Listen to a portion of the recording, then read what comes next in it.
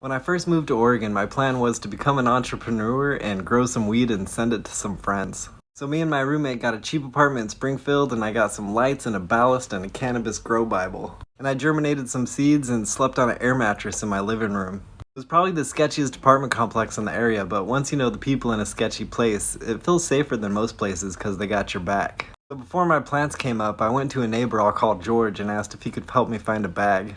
And he's like, a bag, And I'm like, weed? And he's like, oh yeah, I think I can. It'll probably be a minute, and it'll be expensive though. I was like, okay, that sounds good. And then he was like, but just so you know, I sell methamphetamines. Like, he clarified and everything.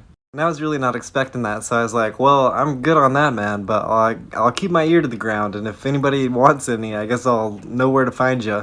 Another time, someone asked me for a cigarette, and being fresh and naive from Utah, I was like, sure. And if you ever need one, I live just right there, so come on by. And he would come knocking on my door like every day for a cigarette. And one time, George's cousin, Fred, was over at my apartment, like doing the worst freestyles ever. He was literally like, I'd be flipping and tripping and sipping and flipping and tripping and sipping over and over again. And that guy I was bumming cigarettes to went to the bathroom, and Fred was like, hey, just so you know, that guy who just went to the bathroom, I don't vouch for him. I don't know him, and I don't vouch for him. And I was like, oh, thanks for letting me know. And I thought he did it tactfully, like when the other guy was out of the room. But when he got back, Fred pointed at him and was like, yeah, like I was saying, that guy right there, I don't know him and I don't vouch for him. Like, super legit. Eventually my plants came up, but they were like, one of them was super stringy because I had 3 different strains all under the same light. One of them wasn't ready to be on 12/12 when the others were, and they all got, like, a lot of them got spider mites.